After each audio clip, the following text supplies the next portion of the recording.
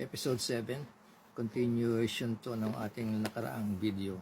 Nandito pa rin tayo sa tinatawag na ICC investigation process. Actually, ito yung second part ng litigation na ginagawa ngayon sa ICC. Ang unang itatanong natin, ano ba ang ibig sabihin ng investigation? Ito ay maraming procedure na dapat gawin bago matapos ang investigation. Sabihin ko lang sa inyo paano nagsisimula ang investigation sa ICC, ibang-iba sa atin, at saka paano ito gagamitin para magkaroon ng tinatawag na trial, okay, or pre-trial. Okay, number 1, kailangan yung reklamo magsisimula sa dalawang sources. Isa sa United Nations Security Council, ang pangalawa galing sa mismo sa tinatawag na state members o member ng ICC. Pero may isang special consideration ng ICC doon sa tinatawag na proprio motu investigation. Ibig sabihin, ang reklamo nang gagaling mismo doon sa mga biktima o sa isang independent prosecutor na magtutulak dito sa kaso na to. Ganun na nangyari sa atin sa Pilipinas kasi wala actual na reklamo diretso galing sa Pilipinas. Wala ring organisasyon na diretso nagreklamo sa ICC. Ang nangyari dito ay nagsimula ito noon tinatawag na proprio motu investigation galing sa isang prosecutor. Nabanggit ko na ang pangalan niya, si Fatou Bensouda. Mas maganda kung research ninyo kung ano nangyari dito sa prosecutor nito ng ICC. So sa kanya nangyari yung reklamo na yon.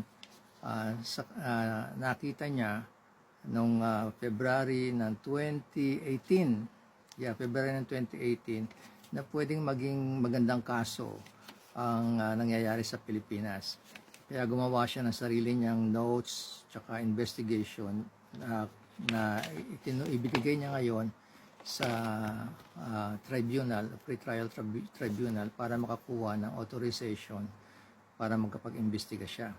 Ang nangyari, hindi naituloy kaagad yon hanggang pumasok na itong kapalit niya na pangalan na yun ngayon, ang prosecutor si Karim Khan, na nakita ninyo noong nakaraang pagpunta ng ating dating presidente sa ICC. Ngayon, nabigyan siya ng authorization para to investigate no exactly June of 2021. Okay? Noong siya ay nag-request ng authorization sa pre-trial tribunal, nabigyan ng authorization na simulan niya ang formal investigation dito sa Pilipinas. Ang unang kailangan ginawa ng prosecutor ay number 1 yung jurisdiction. So nung tinignan niya ang jurisdiction, kailangan yung jurisdiction ng ICC sa atin, nangyari yon nung membro pa tayo. So totoo nga, yung krimen na sinabi dati ng dating prosecutor, nangyari nga noong membro pa tayo kasi umalis tayo ng ICC noong 2018. Pero 2011, membro na tayo ng ICC. Kaya yun ang coverage lang na ang jurisdiction. Kailangan yung krimen na nangyari noong period na yon, noong 2011 at saka hanggang 2018 lang. 2018 tayo nagpadala ng notice of withdrawal pero nag-take effect yun noong 2019. Meron tinatawag sa ICC Rome Statute. Oh, by the way, Rome Statute, sinabi ko dati yun. Ang Rome, doon nagsimula ang ICC, yung batas na ginawa nila para gamitin ng panggamit laban sa mga karumal-dumal na mga krimen. Nangyari yan sa Rome, Italy, noong 1998. Yung statute, ibig sabihin yan, rules, batas. Kaya ang tawag doon Rome Statute. Okay? Ngayon, balik tayo. Nung in-examine ang nangyari sa Pilipinas, bumagsak ang krimen under Crimes Against Humanity na nakalagay doon sa Rome Statute, Article 7. Nakasama doon yung mga krimen ng murder. Yun actually ang kaso ngayon natin sa dating presidente. Nandiyan ang murder, o mga deportation, torture, sexual violence, enslavement, ibig sabihin nagkukulong ng mga tao ng walang batas. At saka pinag-aralan ng prosecutor na dapat ang kaso na ginawa nito ay widespread. That means sa buong bansa ginawa yon. At saka ito ay systematic. Ibig sabihin meron talagang plano kung ano ang gagawin para magawa itong krimen na yan. Yan ang nangyari sa Africa dati. Kaya karamihan ng mga na-prosecute dito sa ICC, mga galing ng Africa. At saka yung may tinatawag silang admissibility. Ibig sabihin yung gumawa ng kaso na to ay may capacity at kakayahan na gawin ito para sa buong bansa, na gumawa siya ng plano para magawa itong krimen na ito. At ang isa pang importante rito ay dapat ang korte ay hindi gumagana o kaya dinadaya ang korte. Ibig sabihin ang korte bias o kaya hindi o ayaw gawin, hawakan ang kaso na ito na karumal-dumal na ginagawa sa bansa ngayon. Yun ang pinag-aaralan ngayon ng prosecutor na ibibigay sa pre-trial chamber, isang division yon ng ICC, para mabigyan sila ng otoridad na pumasok dito sa kaso na ito. Nangyari nga yan, okay? So yan ang mga criteria na ginagawa nila.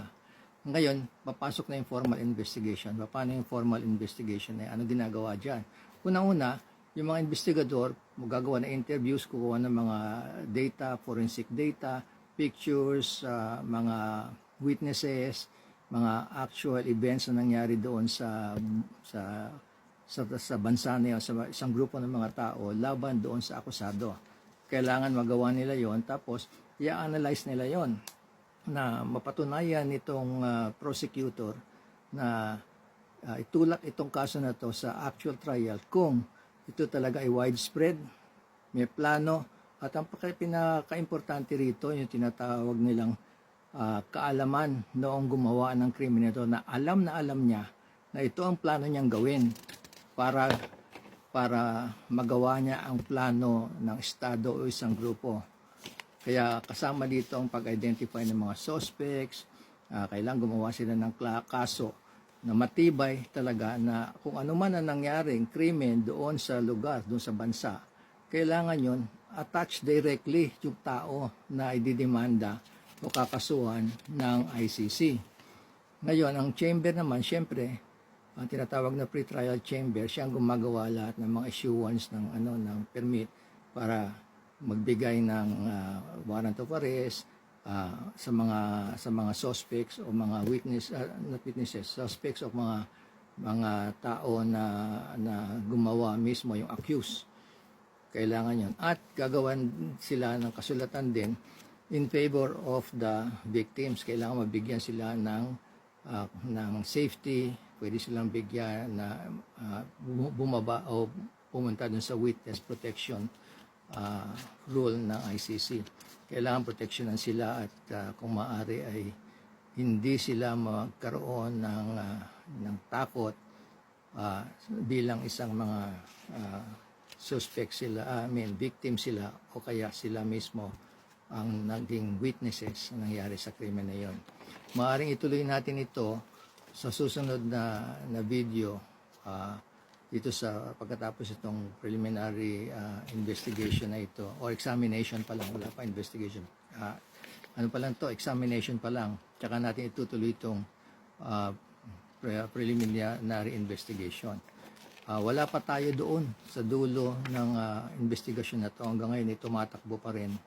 Ang sinasabi nga nila ng ICC, ang problema lang nila, kaya tumatagal itong investigasyon kasi tatlong bagay. Number one, nahihirapan sila na kumuha ng mga ebidensya dahil hindi makapunta yung mga investigador sa mga lugar na yon, o kaya hindi mag-cooperate ibang tao. Pangalawa, hindi sila binibigyan ng kooperasyon na mag-investigate ng isang lugar o senado o bansa na mag-investigate sa kanila. At saka pinakatatlo, yung napakamahal daw na gumawa ng investigasyon sa ibang bansa dahil maraming gastos na gagawin, hindi ganun kalaki daw ang pera ng ICC para sa investigasyon. Kasi kagaya nangyari sa investigasyon daw sa Darfur, lumampas pa ng 15 years bago matapos ang kanilang investigation.